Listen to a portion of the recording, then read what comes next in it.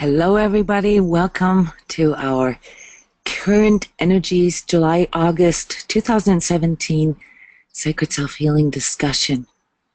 Thank you all for coming. Today is the, the 22nd of July.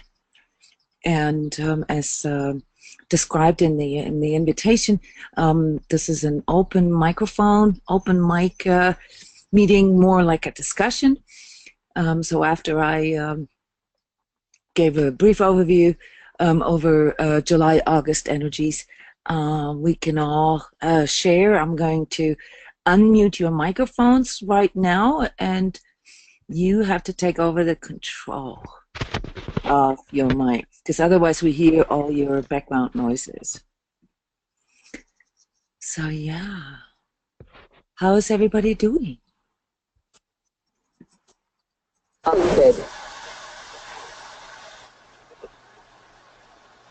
So we're entering a phase that is quite intense. Someone has the loudspeakers on a little too loud. There's an echo there. So if you can just turn your volume down just a little. Yeah, I think that's better enough. Nope, echo's still there. Test. Better, awesome. Okay, so we're entering a time now, which every year is a little more critical. Okay, there's certain things that happen at the end of every August every year. Okay, and celestial or astrological occurrences such as eclipses, they happen every year. Right? There's a lot of talk about this right now, and we'll get to this. Why there seems to be so much attention. Now, obviously, the solar eclipse that is coming up here in August is a total eclipse, and it will be seen throughout the entire United States. So, yes, people in the United States are talking more about this than maybe as if there was an eclipse, say, in New Zealand. No disrespect. It's just the amount of people that will be affected by it. But of course, there's also a lot of stuff going on in our world, politically, environmentally, socially, economically, that all kind of steers our attention towards the United States. So I guess that's just one of the practical reasons why there's more talk about things. But when there is a lot of talk about something in the news, in the blog articles, in wherever we sort of get our information from, conversations with other people and so forth, then this creates a collective energy field, all right? Meaning that the totality of everything that people talk about, of everything that people feel, of everything that they energize, has an impact on our current collective energies. And I wanted to point this out here today, because if we are having a discussion about collective energies, we're not just talking about some mystical woo-woo stuff. We're talking about hands-on things that we can observe and that we may or may not actually even contribute to. So collective energies are much less mystical than you think they are. All right? There is even a tendency in us, and this is something that most people here in this audience, within this sacred self-healing community, understand. But there is an ability in all of us, each and every human on this planet, to perceive what we call precognitive information. Information in regards to the future, in regards to the past, and in regards to the present, exists at all time. It exists in our holographic universe, accessible at all times. This is why people can access these things and can talk about it and so forth. And after all, we're all here to learn the mechanics of that. But what happens when there is some kind of occurrence ahead of us, even if we don't know that it is ahead of us, it will have an impact on our psyche. And we will all, not just us energetically sensitive, we of course in a stronger and often also discomforting way, but every person, every human on this planet will pick up on this, consciously or unconsciously, and it will reflect in their emotions, in what they say and what they think, in their dreams. And this is really how our collective unconscious, how it forms. What it doesn't really form is always there. It's the totality of all thoughts, feelings, emotions, sentiments, and so forth. And since there is a lot of anticipation of some kind of collapse or renewal or sort of doomsday stuff circulating right now, there's not only people unconsciously picking up on these things, they're also beginning to contextualize and to mentalize it. And they say, oh, you know, this is going to happen around the eclipse. You know, during the eclipse, everything is going to fall apart. And so this is the influence in which we find ourselves right now. I just want to clarify this for all of you, like why these things are sometimes so easy to predict, all right? But what is harder or more complex to understand is that all humans here pick up on things, right? But sometimes it's a sort of a collective hype that creates fear, that creates anger, or that creates specific energetic states in us.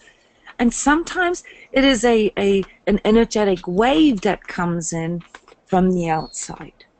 So right now, we have both happening at the same time. We have very strong, excuse me, corrective energetic waves going through our collective. This has been going on since the end of last year. And we have sort of the unconscious cognitive impact of all the people on the planet, that something is about to happen. Who of you who's had this feeling in the last 3-4 weeks that something is about to happen? Like you can't even explain it. It's just sort of a sense of urgency, a little bit of agitation and irritation, maybe, but just a sense. Who of you has had that the last couple of weeks?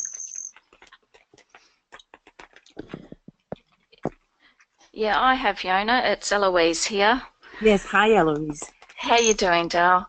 And hi, everyone. I saw a bee, and I haven't seen a bee for a long time, in a vision that happened 3 days ago. And yeah, I thought that was the forces of the light and the dark, as Stuart used to say. What is it that you saw? A bee. Can you explain that to us? Or just describe it a bit more, what you mean with this? I'm not sure if you're talking about a bee like a... Yes, a bee, a little insect bee. Okay. Yes. All right. And yeah, and it came, I saw it on my left-hand side, just laterally, would have been sort of around the chest region, third and second chakra. I would anticipate that's what it was referring to. Okay. And it was only one. All right, you're talking about an archetypal symbolism that the bee represents here. The colors of the bee, the black and the yellow, or the black and the gold, is often in mystical symbology referred to the eternal battle of resonances between the dark and the light forces. Sorry, I have to explain this, Eloise. I knew what you meant, but I have to explain this because not everybody is on the same page here. Okay, so you had precursors that, according to your own lexicon of inner sensations, tell you something. Could you also feel this, like in your body or in your emotions? I mean, this is a vision. For sure. Yes, that was 3 days ago, and yeah, the past 2 days haven't been great for me. So I took it to meaning that there was a lot of influx of negative energies coming my way. Obviously, everybody's impacted by this as well. And I found myself going into my own patterns again, but laughing at the same time, but then plunging deep down and then laughing with my husband about it and then going, this is insane, what's happening? Okay, but And yeah, so this I is think it was a awesome. bit of a pre-warning for me, but yes, I did plunge down. All right, well, this is awesome though, Eloise. You know what you just shared here with us is really a great example for how or what happens to us once we begin to become more aware of our energies. All right, so the job's not done with just knowing where our energy goes. Of course, then we just become more aware of where it goes. Yeah, But if we can laugh about it, or if we can like really sort of brush it off a bit and say, okay, all right, there's stuff on the outside coming in that's triggering stuff on my inside, and yes, I'm going low, and yes, it's okay, and yes, I accept that. I do not resist that. See, this mm, is where the self-healing takes place. Mhm. It isn't so much that we need to be perfect at all times, or we need to be in the state of enlightenment, ecstasy, or yeah, bliss at all times. It is about our awareness of where our energy goes. It's just mhm, like with our physical energy, it's much easier to understand if we compare it with that. You have days where you wake up and you just feel like, and you don't want to do strenuous things, or you don't want to do certain things. You get this inner message, no, today, take it easy, relax a bit, maybe take a bath instead, or do something that is sort of recuperating or self-healing. It's the yeah. same with our overall energy. If we feel like, ooh, I'm going down, you know, which we all do, Yeah. then, we got to take it easy. Maybe it means that we just got to like focus on ourself, on our center more, that we have to like uh, uh, be a bit more cautious about our exposure, like of the things around us, directly Mm, around us. Maybe we have to tell our kids, to go have a sleepover with yeah. friends, you Yeah. know, or take off early from work, or do whatever it is that we know helps us to balance and to center our energy again. Because if we go into resistance, or if we like start um, getting really irritated by our energy, meaning, we don't want this doesn't fit in right now, this doesn't fit into my schedule, no, I can't handle this, I can't deal with this right now, oh, why me, why now? All right, this is a sure sign that your energy is going down even faster. Mm, And in no time you'll find yourself, and I'm not talking about just you now, Eloise, I'm talking about all of us here, because this is exactly what has been happening the last week. Soon enough, you find yourself in a place of total self-doubt, total self-defeat, low self-image, you name it. You doubt that, you think about yourself that you're a total loser. Oh my God, blah, blah, blah. What was I thinking? Look at me in the mirror, blah, blah, blah. I mean, the whole 9 yards. Everything sucks, nobody, blah, all these generalizations come in. And we really find our energy at a place. Let's bring this up here. This is the cool thing about doing this webinar, working with this webinar software. I can share my screen. We find ourselves in places where, well, let's take the other one real quick. All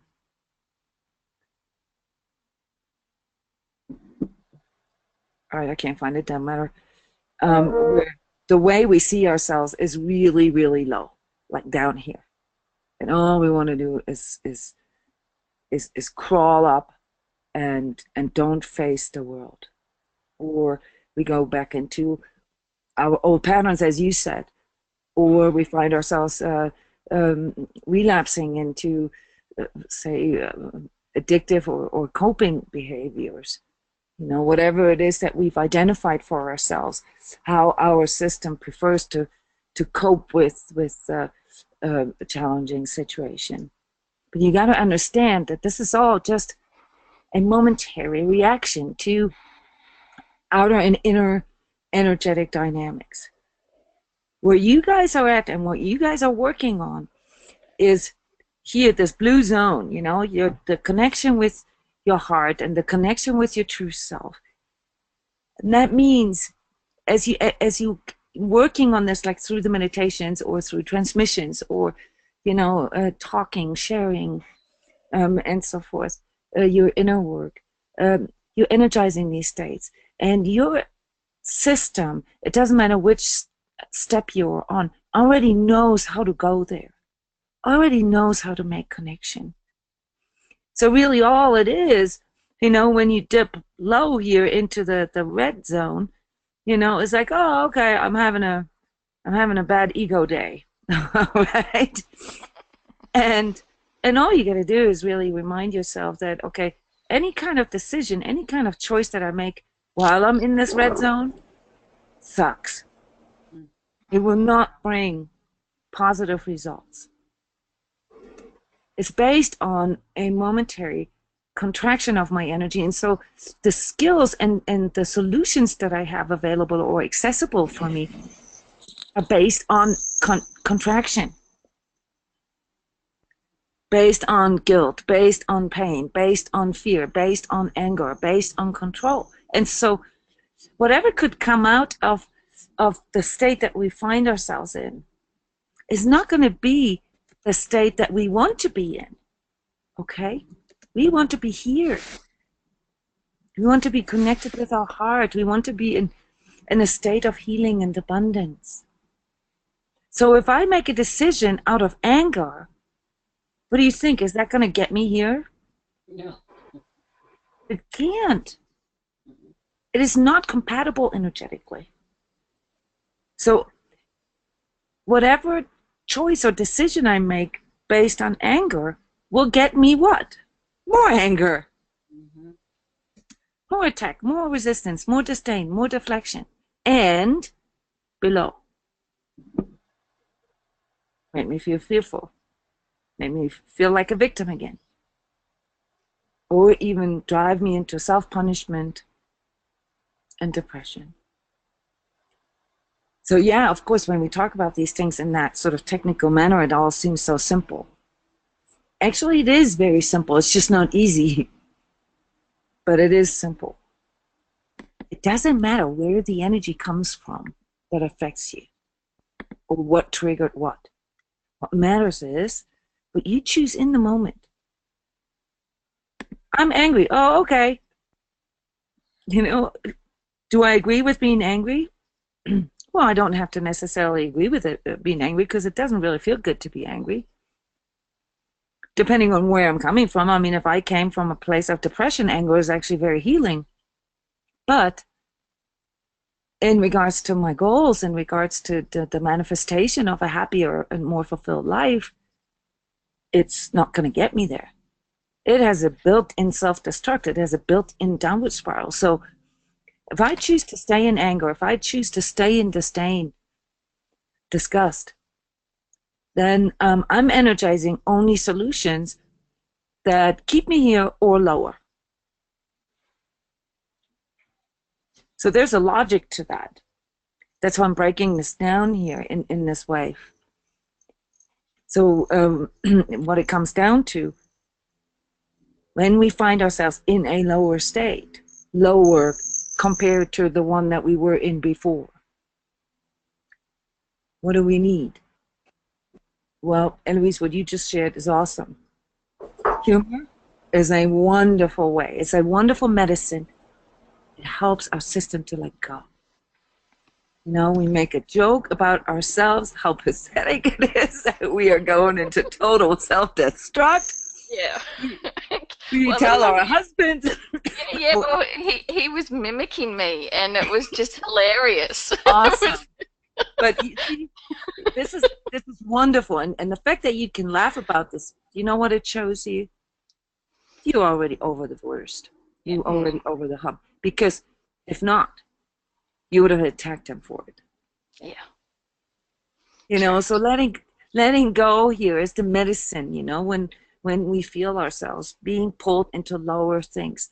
Now, this is, of course, a bit trickier when it comes to like physical conditions, say, or like an acute emotional crisis, or any type of crisis for that matter.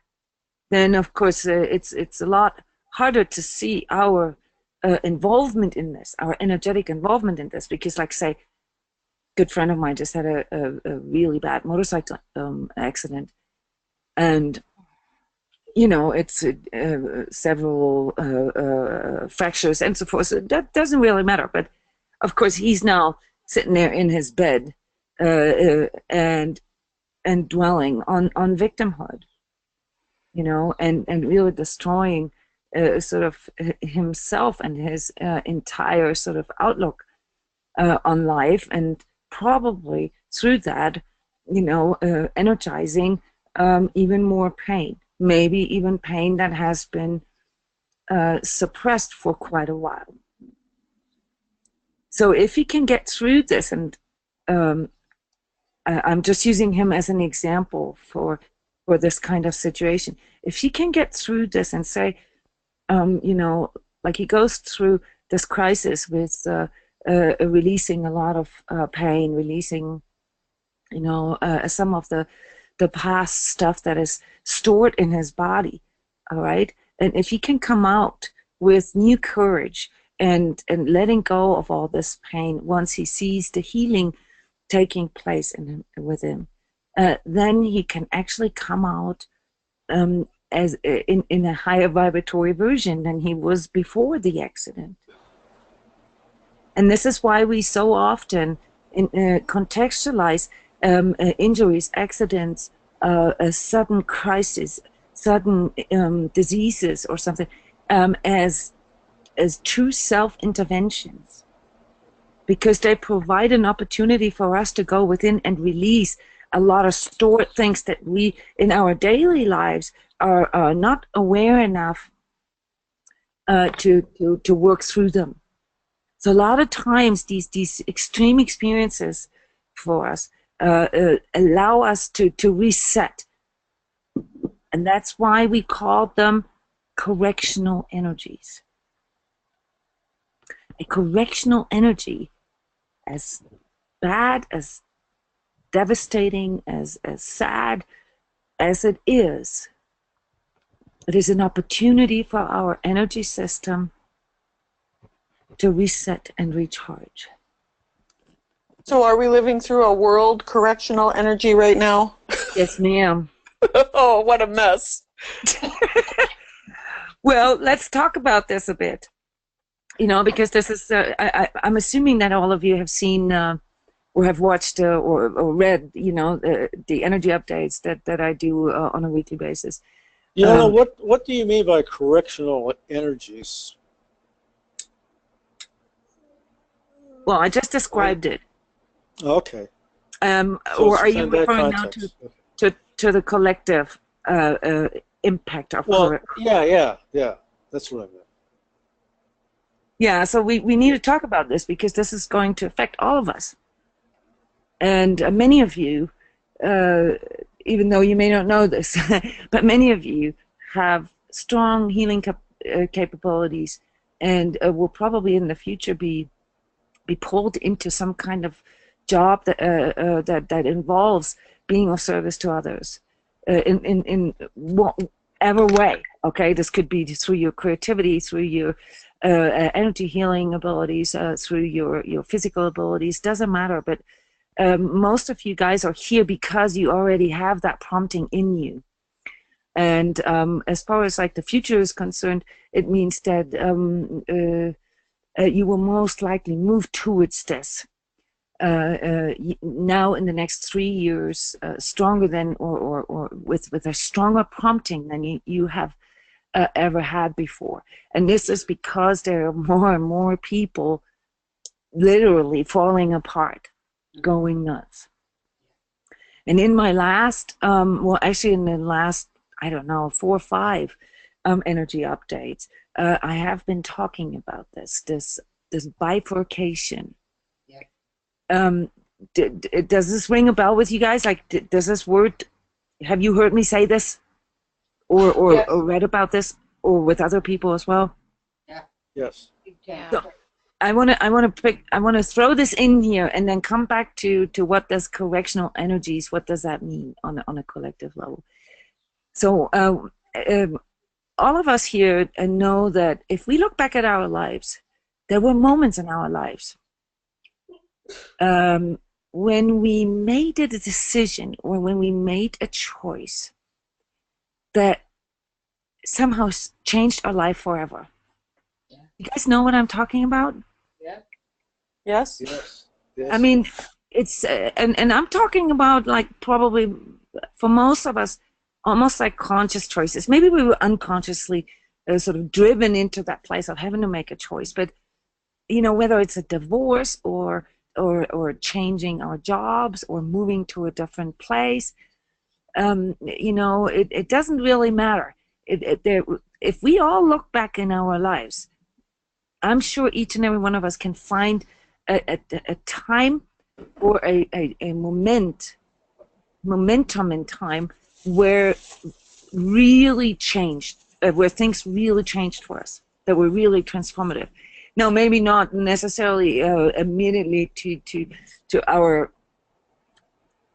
satisfaction, but you know, in retrospect, you know, wow, you know, if I would have known then what I know now, I wouldn't have struggled with that choice.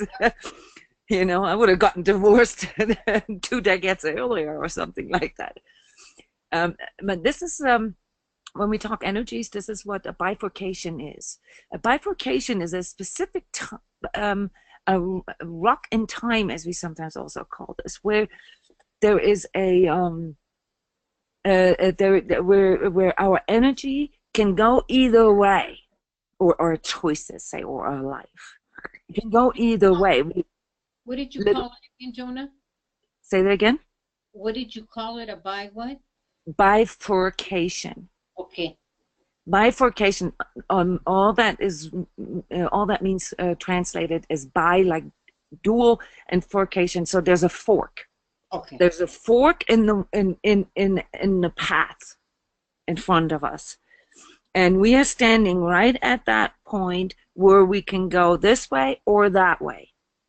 That's a bifurcation. Okay.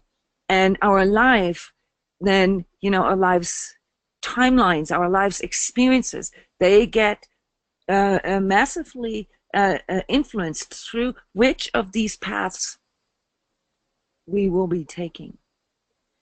And this is where humanity is right now. Now, there are these moments that, you know, in our lives, small moments, you know, in every moment, of course. But if we look back in our lives, there we will be able to pinpoint that there were some like real specific ones. Yeah. That had a greater or caused a greater shift in our life than others. Of course, from a deeper energetic point of view, it is every single choice that we make, every single choice in every single moment. All right, but these individual choices, they're all based on our energetic state. So quite literally, you can predict the choices a person makes based on the energetic state that they're in. It's very simple. So we don't necessarily talk about bifurcation on this daily level or on this level of being in the present moment. This is something that becomes more important when we are actually able to hold our energy in that space. Then our manifestation process takes a different turn.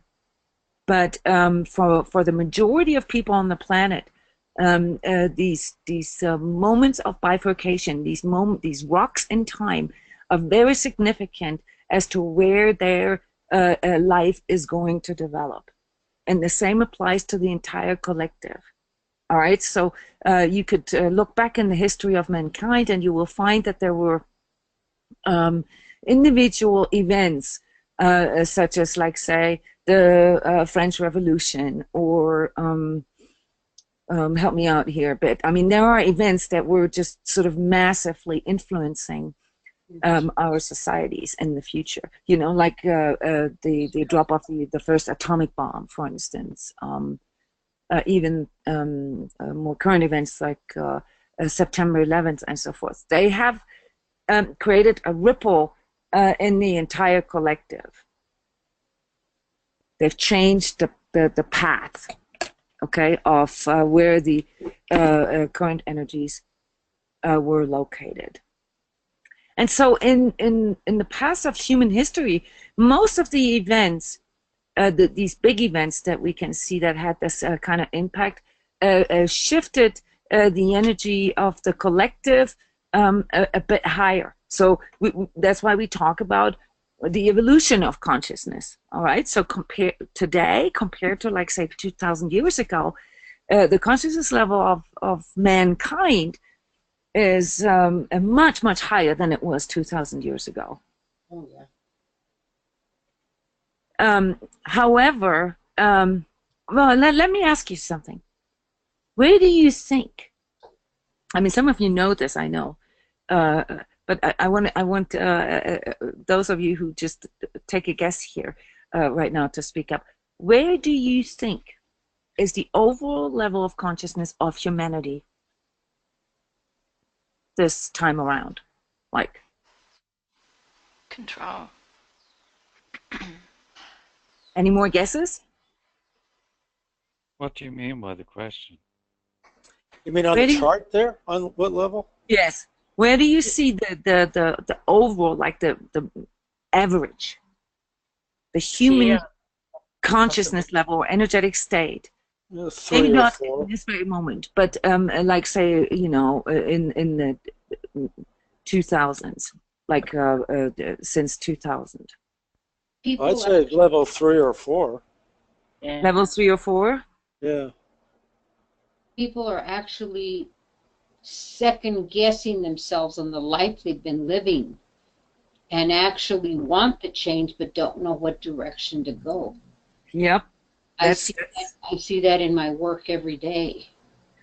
And I agree with you, but I meant this more in a general way. Like, where do you think us as human collective, how far have we come? Like, we're not quite awake yet, but we're heading that way. Uh-huh. You know, from my perspective, it looks like we are somewhere in between fear and anger. Like part of society is encaged in fear, and the other part already moved on and started to be angry. But it's like right in between, and there is, of course, the part of a society that is in pain because they got completely, you know, marginalized by society. And there is that tab that directs all that theater that got probably somewhere between 4 and 5, you know, like feeling special and controlling everything. I agree with you, Sebasto. But then, what about us? What about people like us? Not just us as in special or anything, but people who have awareness, who are in the process of learning how to raise their vibration, who are aware of these things. Where do you see us? 6. Truth, I suppose. Truth in the area of truth. Yes. Finding what's true for us, feeling out what's true for the true self. I agree with you. Yeah. Now, there are some people, and most of you guys, I think, know what I'm talking about, because you have been there too, that have experienced these states. All right? You know what it's like to be here, or to be here, or to be here. But as far as like what the state that you can actually hold, like say on average throughout your day, you know, every day, I agree with you. It's here. It's a little higher than here. Most of you guys are actually here. You're really trying. You have a willingness. You have a dedication. You have an understanding, and you really try and you sort of pop in and pop out of being present, and that allows many of you to have these healing experiences on occasion, which is great. So we have and these are like the actual sort of numbers. Yes, you're absolutely right in your assessment. The majority of people is located here in anywhere between pain and control. It makes up roughly 85% of people. 15% of people are in this zone here above truth. Meaning, being aware, being consciously working on things, really trying to heal things. All right. So this is what we're looking at today, like this ratio. In the last year, the ratio has dipped a bit.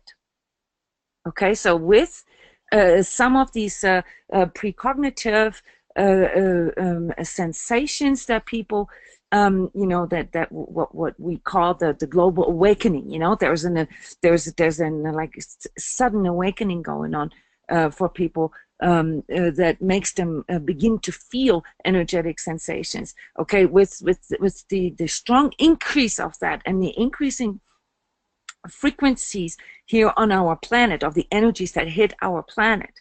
Okay, there has been a little bit of a dip, meaning that you think that it actually helped people to rise. It actually instilled a lot of fear. Yeah. And so now, in the last couple of years, last couple of years, since 2012, actually, there is a slight dip. So the overall consciousness level of humanity was slightly higher in the years of like 2010, 2011 than it is today. But we're talking decimal points here. It's very small amounts. However, the amount of people that move even higher now, these people who are actually able to move into higher vibrational states is constantly increasing. And people who move even lower than they already were is also increasing. And can you see what I'm talking about now when I'm talking about bifurcation? Yes. Mm-hmm. There is a split that is happening. And of course, I apologize for this brown color. I don't know how to change the color, but yeah, you probably can't even see this really well. But there's a lot of stuff happening here right now on the level of truth. Fake news, all these revelations, these truth bombs, this uncovering of how we've been betrayed, how we've been manipulated, and absolutely. So this is where the collective is right now. It's actually right on that level. So how does one calculate something like that? Of course, this is not a mathematical equation, but from an energy standpoint, this scale here is logarithmic, which means that the higher somebody goes, actually each of these levels here is a how do you say that? It's an exponent of 10. So which means that the higher person goes, the higher, the difference between 8 and 7, is huge compared to the difference, say, between 2 and 3. All right? So with the number of people increasing who learn how to raise their vibration, and the number who go lower, but still, though, these few people here, this may only be, 1 million on the entire planet. Wow. They can make up for a lot of this stuff here. Yeah. A lot of the dip, because their energy is so much higher. So when we talk about the overall energy here as a humankind, okay, even just a few people who go here can make up for a lot of stuff down here in the majority of the population. So this is what we're seeing now. So instead of seeing the entire populace moving sort of slowly into a higher space, we're seeing a small group moving extremely high, while the mainstream is dipping a little bit. And that is just bifurcation. Are you? Can you explain to me? So if the collective get to the level of truth in terms of, I'm going to use geopolitical because that just seems to be an easy target right now.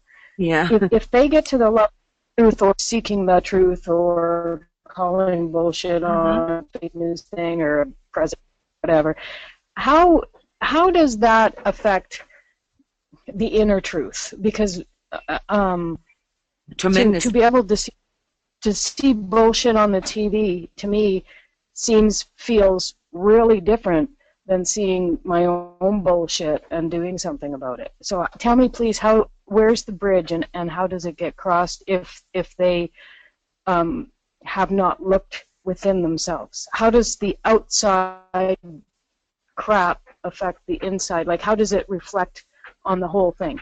Do you understand my question? Yeah, I think so. And just correct me if I don't. I see two aspects in your question. I see the aspects of your of like from within, so how you see the outside from within and how the outside affects you coming from the outside. I see those two parts here to what you asked. So first of all, when the entire collective, so we are like right on that level here. Okay, what this means is that collectively, everything that is not resonating on the level of truth has to collapse, has to go away. It will go away. It cannot stand in the resonance of truth. Meaning that all these like systems, you mentioned geopolitical, you know, all the control systems, the manipulation systems, the financial system, and the political systems that are based on untruth, that they will all fall apart. They have to. They cannot exist. If the entire collective moves past truth, they cannot exist anymore. So this is what we're witnessing right now. Yeah. Okay. Now, what is the meaning of this? It's huge. This threshold here of truth is an enormous threshold because it signifies the evolution from, you know, our animalistic brain into a higher brain. All right, which means that here, you know, we can understand ramifications, we can understand consequences, we can understand integrity, and not just understand it, we'll feel it, and we'll be drawn to making decisions only based on integrity and what feels true to us. Not just as individuals, also as collective. Whereas here, in the red zone, caught in our animalistic part of our nervous system and our lower vibratory energies, our choices, our decisions are based on self-gain. They're based on force. They're based on war. They're based on survival, and you name it. I'm going to erase this here real quick. So the impact is huge, and this is what we're feeling right now. So even though we have to expect that a lot of the things that we take for granted, you know, that the structures that we have in our world, you know, that may or may not resonate with us. You know, like say. The tax system, the economic system, the political system, the environmental system, the corporate system, and so forth. But all of that will now begin to fall apart. Because, and that's the good news, because as a collective, as a total, we're moving into truth. Now, Jona, this may have always had happened in that way, okay, that, you know, if we look at this time here, maybe from a perspective of like 2,000 or 3,000 years from now, you know, we will just see this as one rock in time, you know, as one of many sort of bifurcations where something really big happened over, you know, the course of 100 years, and the entire global collective sort of shifted. Right, but as we are in it right now, of course, it feels like an endless process. Yeah. Most of you, and especially those of you who've been around a bit, you've been feeling this for like, what, 40 years? At least 30 years? I'll vouch for that. Right. Yeah, I agree. And the dooming collapse was always imminent, right? It was always tomorrow. Oh, yeah. Oh, yeah. Yeah. And it never happened. Yeah, exactly. But you're not correct there. It has been happening. It has been happening. What we will observe now in the next 3 years is not a sudden occurrence. No. It is something that has been happening for the last 30 years. Yeah. And so, you know, I sometimes jokingly say, be careful what you wish for, you know, because so many of us are looking forward, you know, where we believe in a brighter future. We believe in a raise of consciousness in all of us. We believe in these values and these virtues. We believe in love. We believe in healing. At least we want to believe in them. And we can see this in people, that even in people who are caught in anger or who are caught in fear, that they have this within them. You know, the battle of resonances that Eloise mentioned at the beginning. Yeah. It is real. It is in all of us. And yes, we are moving towards it. Yeah. It's just not like, oh, well, let this happen and I go to sleep, you know, while it's happening. And when I wake up, everything is kumbaya. No. Yeah, well, it's good that you guys can laugh about this, because this is exactly what we need. You know, with all these changes and shifts that are coming now. And I'm saying this again. I don't want to sound like a Cassandra or anything, but these shifts that are coming, they're coming fast now. Yeah. And it is happening right now. Mm-hmm. There's stuff happening in the corporate world, in the financial world, and as you all know, these are the two main powers. Yeah. The control, you know, that the whole sort of manipulation game. There's huge shifts happening right now. Yes, please. just so what you said earlier about people above the line of truth making up for the sort of larger number below. Mm-hmm. In respect to what do you mean? This has to do with the vibrational frequency. So a frequency that is on the level, like say, of empathy, is so much faster that it can, if you look at the total sum of it, right, that it can hold the space for 100,000 or million or 100 million people in a lower in the lower vibratory state of fear, for example. So does that mean that the people above are helping people below by pulling them upwards? Is that what it means? Or? Yes. Okay. Is it yes, like the 99? Sorry, let me just finish that sentence. Sorry. We are pulling other people up. It is not like it seems to us often that they are pulling us down. No, this is just subjective, because we are still dealing here, you know, just within a 15 percentile, which means that, of course, the majority of our environment, of the people around us, they seem so much caught in these lower vibratory states. But it is already due to our alignment and due to our awareness that we can even see that. People who are in lower vibratory states cannot see higher vibratory states. They cannot see, they cannot identify when a person is in a higher vibratory state, but the other way around. And so it comes that we are able to observe our lower vibratory states, our own, you know, because we're coming from a higher vibratory alignment. But subjectively, of course, it feels like as if we're being pulled down. But this is only because the collective, as a total, which means that also our energy quite frequently is dipping around here. So we feel like, you know, with a few beeps, you know, but we were constantly sort of still reminded, you know, of our judgment, you know, of our control, of our inner control mechanisms and our pride. All right. And that's why we often feel sort of the gravity of that, of these lower vibrational fields.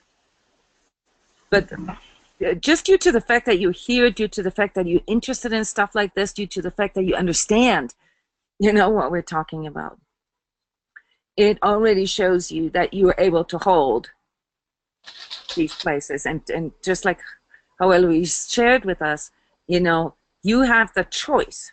People who are permanently caught in a state of depression or anxiety do not have a choice. They cannot make these higher vibratory choices that we are talking about. They're in it, and when you're in it, you cannot see it. So and then you guys can go ahead and ask more and comment. But this is an important thing to understand. The best way for you to determine where your energy is at, what state you are in, is by looking at your thoughts and your ideas and what comes up for you, your views. Because your views are a direct reflection of the energetic state that you're in. Yeah. Now, not necessarily your beliefs, okay? Because we can have the belief in the divine, in healing, in love, and all that, and yet still constantly utter and exert inner judgment, you know, or outer judgment, you know. I mean, someone can be a strong believer and still run around and look at everybody as inferior and how they're not spiritual. That person is here on this level and not here. So the beliefs that we have are, you know, our good intentions and so forth, those that they do count. But if we energize judgment and criticism, then the expression of our energy is caught here. Yeah. That's important to understand. So when you're not sure where your energy is going, you know, just sort of reflect a moment on how the world looks like for you. I mean, I have this like this victimhood up to the wazoo, right? And when my energy dips low, immediately those thoughts and these pictures come in. Why do I always? Nobody ever appreciates me. Ah, you know, and it has this tone and voice too. Like I can literally hear it in my head, you know, like this whiny, you know, and then I know, uh-oh. Yeah, that's where I'm going. Yeah. But please go ahead, guys. It's a good discussion.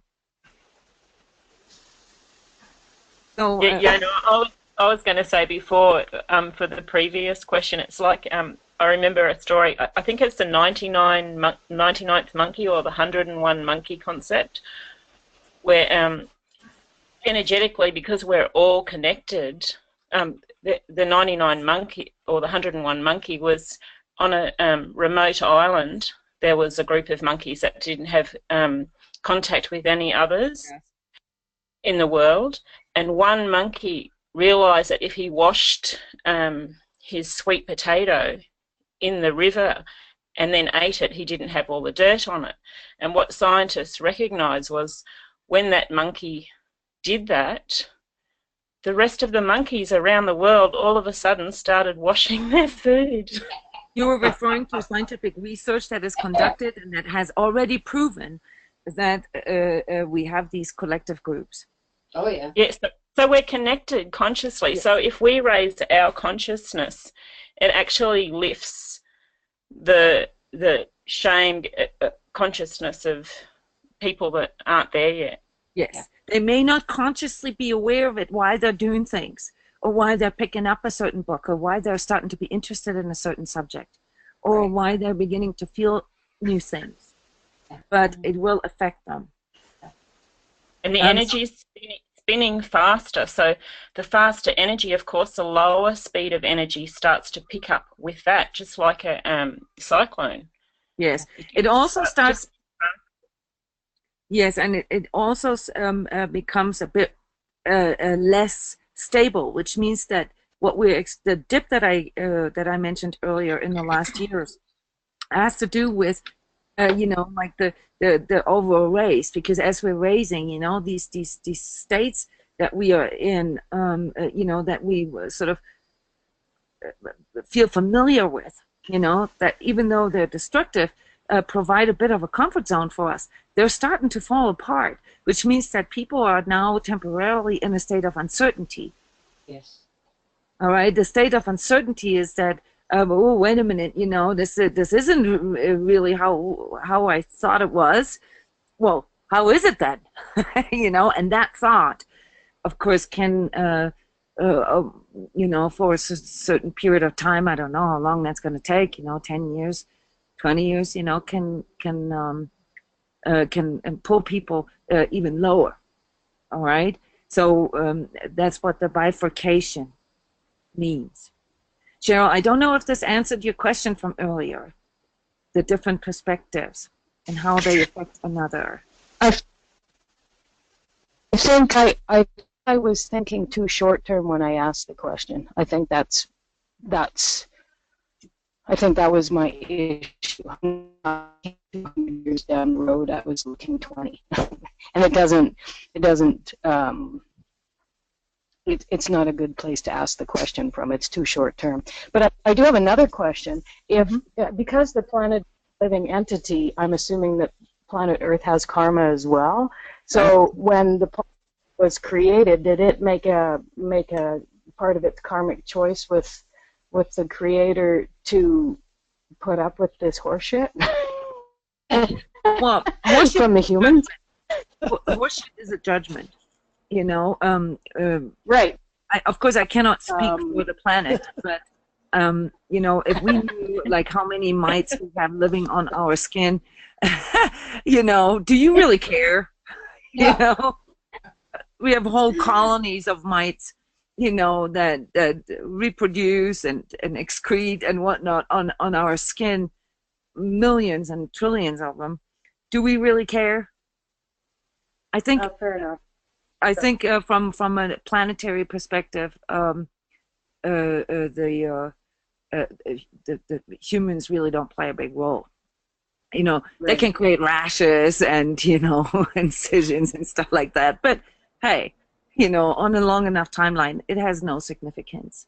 Now, Jona, if you could get Mother Earth as a panel guest, that would be a great thing. I know, wouldn't it? Well, maybe we can invite a channeler.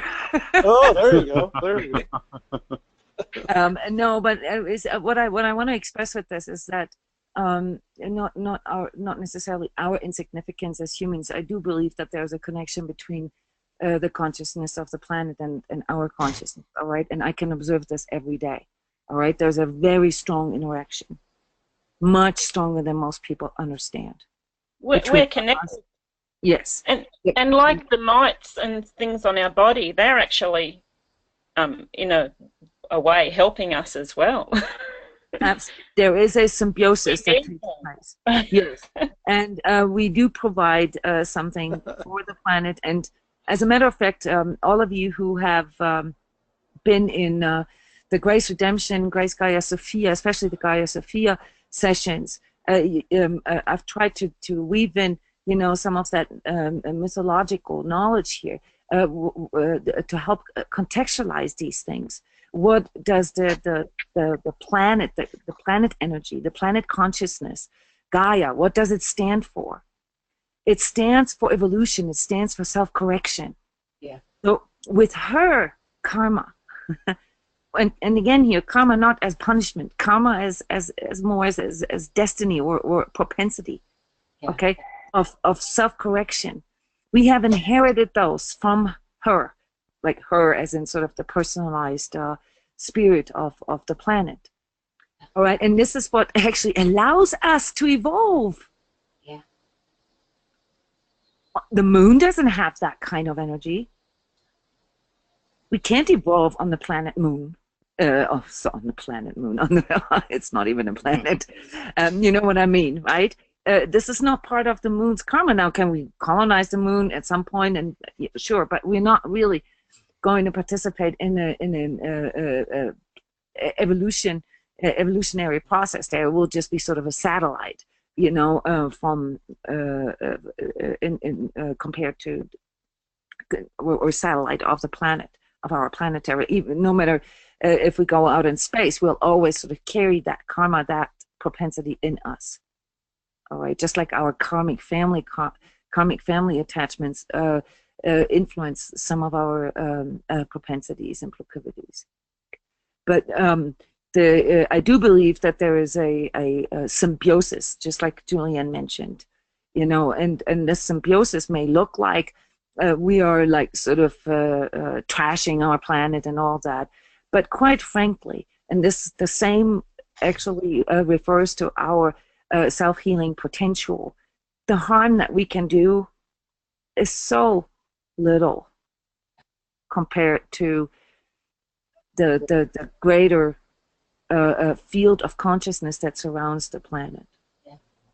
Okay, we don't have to judge humanity as a total to be not worthy or anything like this. This is all coming from a place of judgment, and it's part of some of the collective implants that we have, where it constantly sort of makes us feel small and makes us feel unworthy.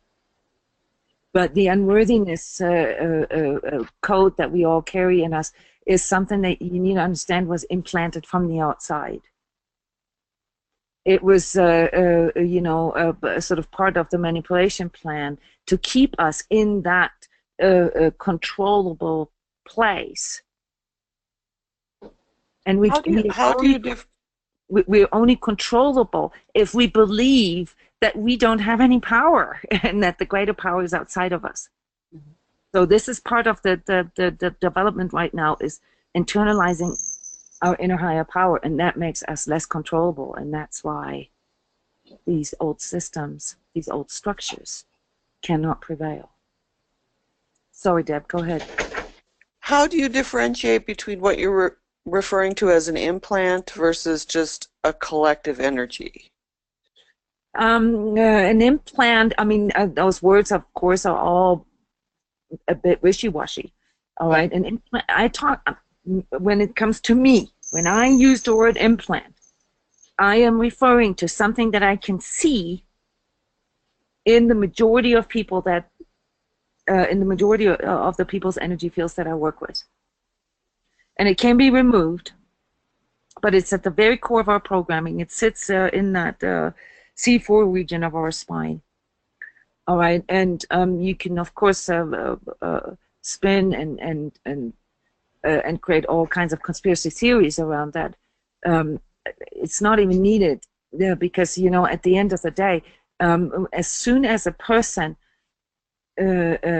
transcends ego level, all right, the person's energy actually removes that implant spontaneously.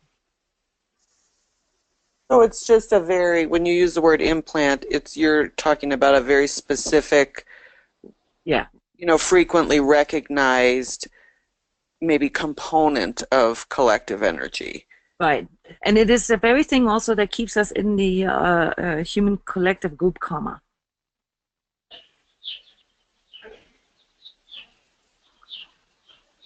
Let me switch the view here this is just a different view of the same thing. When we cross the threshold of truth, here, we automatically overcome the collective group karma. And the collective group karma is basically sort of what we usually call as mainstream. Okay? So what we can observe that is going through mainstream is something that creates a bit of a gravity within our human field. So we all under the influence of that. You know, mainstream is, for instance, the belief in money, the belief that we have to work hard, the belief that we have to perform in a certain way, the belief that we have to be somebody. Those are all parts of the collective implants. Yeah. When we move past this, all this begins to dissolve. There's a second threshold here that we observe, which also unplugs an implant, and that is when we cross the threshold of our heart consciousness. Then we are literally free of our own karma as well. But just to give you guys an idea here, and we've talked about this on other occasions, and the number of people actually permanently and actually living in this state here is extremely small. Right now, and that's just sort of a guesstimate, it's maybe 10 people in the whole entire world that live in this state here. And if there was anybody living in this state here, we probably wouldn't know because they have no desire to be part of the rah-rah. Jona, are those 10, would it be fair to say that in a way they're holding the field? They do. We all hold the field. You know, everybody who's above truth holds the field for others. I see. Okay. And these people, their energy just has a little more power. You know, has a little more power to hold more. You know, that's the only difference. I may be wrong with 10, you know, maybe it's 10,000, you know, but it is very difficult here to exist on these levels in a practical way and actually expose ourselves to the rah-rah. So, like for instance, to make a decision to go out and teach, all right, also implies that we have to. And that's a choice then, you know, you with every of these levels you get more choices. So you can go lower if you want to, you know. So with the decision to teach, you know, you have to go back a little bit and tune yourself into the place of the gravity of the physical existence, to be able to relate to it, to be able to have the empathy for it. Because you know, quite frankly, when you hear, and I'm talking about, I mean, this is all based on Dr. Hawkins's map of consciousness. So these are levels above 560. You know, when someone calibrates on the level of 560, 600. You're not really interested in, you know, your physical experiences anymore. We've talked about this on other occasions. I can't remember which one it was where we talked about this here within the Sacred Self-Healing community. I know that with the Heart Warriors and with the transCODES, we talked about this at length. Yeah. Yeah, but we all hold the field for others, but not sort of in that white shadow way, but more in a neutral, altruistic type of way.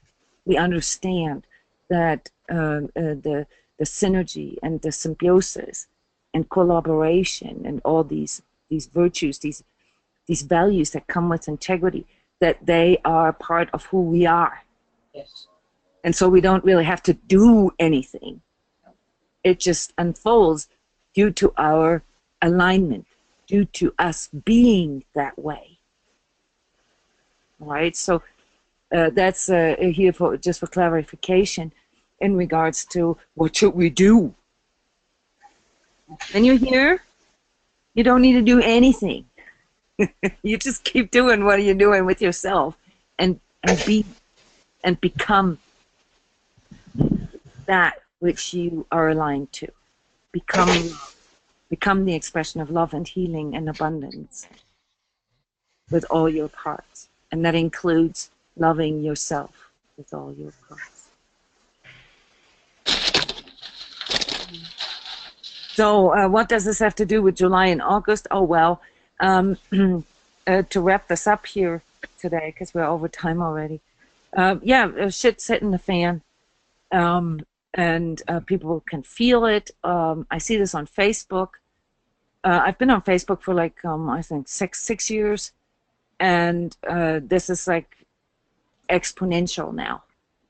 The amount of people that message me, that text me, you know, like I'm experiencing this, this, and this, and so forth. It's really exponential, which means that more and more people are becoming aware of this. And of course, it leads to a little bit of an upheaval, irritation, agitation, fear, anger, and so forth. This is what you guys been observing as well. All right, and all I'm really saying here as a message for you is, you know, be patient and be empathetic. You don't have to agree or tolerate anything that degrades your personal energy, but as far as like what the collective is going through, it's not going to be nice. Yeah. You know, and so, but you're going to be able to provide the healing space for quite a few people. If you can stay within your center, if you can stay within your heart, if you get, you know, pulled into this, you know, then your energy cannot provide that space. Then you just, you know, you're energizing the lower frequencies again. Not to make you feel guilty or anything when you go low, because we all do and we all will. Yeah. The reason why we have these webinars, the reason why we do transmissions, why we do meditations and all this, like the energetic adjustment sessions, very great example. The reason why I'm doing this, and trust me, it's not fun for me, because I have to tune into collective energies. These 24 or 48 hours around an energetic adjustment session are hell for me. But the reason why we're doing this is to prepare you guys and to sort of, through repetition, over and over and over again, help you to remember that when you go low. Mm-hmm. That's all that is. So with each meditation that you do, with each moment that you remind yourself to go into your heart, to take a breath, to love yourself, to go and, you know, to let go of your judgment, to let go of your traumas of the past. You are increasing your own and that of the entire collective's energy. All you really need to do is to remember that, because your energy system already knows how to get back out. Yeah.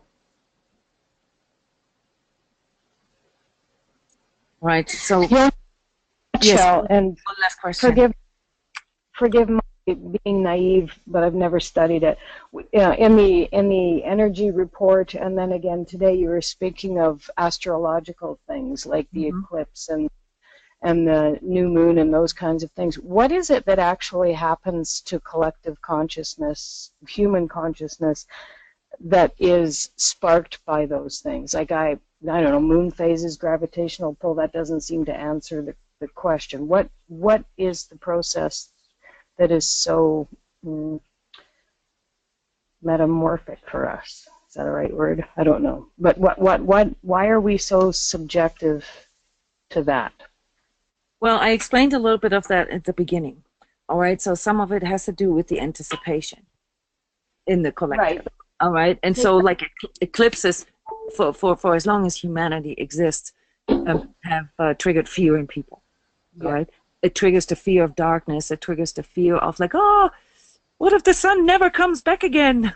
I mean, you can actually see the rise in collective consciousness through us understanding today that this is just the shadow of the earth in between the sun and the earth, and that helps us to, this mentalization helps us to get through this, right?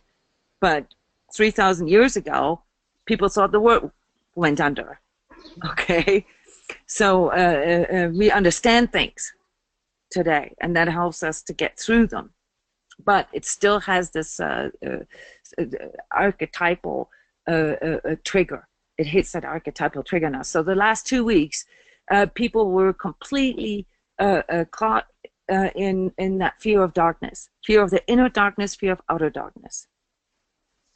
Even people who have done years and years of work, I've seen them go back to their core fears, to their fundamental core fears, and regressing into a place of down here. Right? So it triggers things in us. But that's why in the energy reports, I often compare it with weather conditions. It's nothing else than that. Planetary influences, astrological influences are part of our sort of a planetary weather condition. All right, so new moon, full moon, those things have an effect on us based on some of the electromagnetic, some of the gravitational waves, and there's some more. There's some plasma stuff that is happening that most people are not aware of. But then there's also EMF. There's also news and so forth. So it all sort of works together. All right. So the more people talk about the eclipse, the more of this fear energy is being built, the more it triggers us. There are influences that the certain constellations, with other planets have on us, and I'm actually working on this for the last year, on trying to come up with a chart that sort of shows planetary influences on our energy, which chakra is affected the most by what kind of planetary influences. But those are all just correlations. Correlations, meaning just like the stock report, it's sort of after the effect. And whether this was caused by it or not is part of our limited dualistic thinking. It doesn't really matter what causes what, especially when we are here in these, especially when we get into this place here that we all are working on, to be present. Does it really matter where the rain comes from when it's raining? Does it? Mm-hmm. I mean, at some point in our lives, like, I don't know, in third grade or something, we learned how rain forms and that it's a condensation and blah, blah, blah. And then if we want to, we can go into chemistry and blah, blah, blah. We can study all this. Does it really matter when it rains? No, it's rain. Does it mean the sun is not there anymore? No, it's just covered up by clouds. Okay, so what can I do? Nothing. I don't have to do anything. All I need to do is to adapt to it. Take out my umbrella or put on a raincoat. And I work with it. I'm present. I'm allowing it. I'm not going into resistance with it. I'm not making anyone responsible for it. I'm not judging it. And guess what? If I don't like this area that I live in because it rains all the time, well, then I just move somewhere else. That's part of the choices that we get when we can move past our ego and our attachments there. So yes, there are outer influences, but they don't matter. What matters is what it does to us. And the question, do I allow this to influence me right now? Because if I allow this to influence me right now, then it will influence all my choices, all my decisions that I make right now. And with that, it will determine my future. It will determine my manifestation.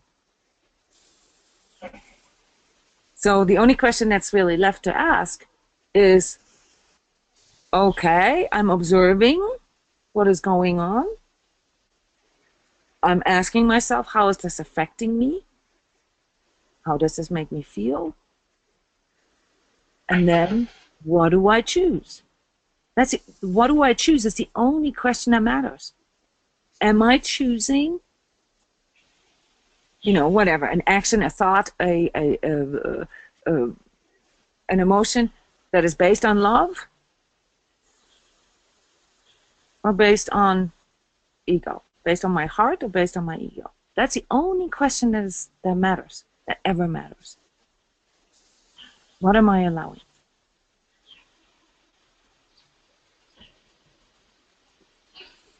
So from an energetic standpoint, it's actually pretty cut and dry.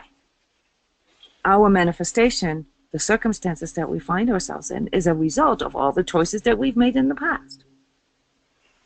However, the choices that we made in the past did not cause our conditions. It was just, our us allowing certain things to happen. So it's not that it was caused by something on the outside. It was our choice to allow that to happen. But again, in the red zone, we don't really have a choice. So when it comes to reclaiming our inner power to manifest a life that is happy, that is fulfilling, that has abundance and healing and love in it, it comes down to our everyday, every moment choices.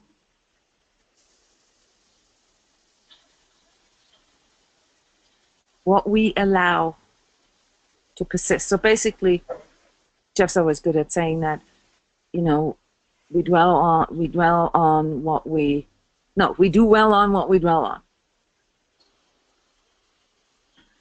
So we manifest the energy of the frequency level that we make a choice on every moment.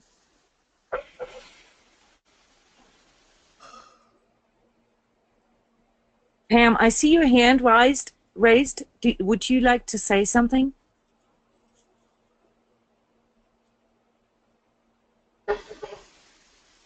Okay, I guess that's from later. So, yeah, so we have to bring this to an end here. But really cool discussion, and we can continue the discussion about some of the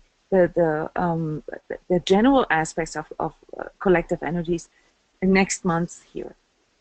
All right, so I just wanted to let you guys know that there is stuff coming now, and a lot of people can feel this real strong energy, sort of waves hitting us now, which can lead to us sort of feeling trancy a bit, or feeling not fully anchored in our bodies. So the best recommendation I can give you is ground yourself as much as you can. If you don't know how to ground yourself, send me an email.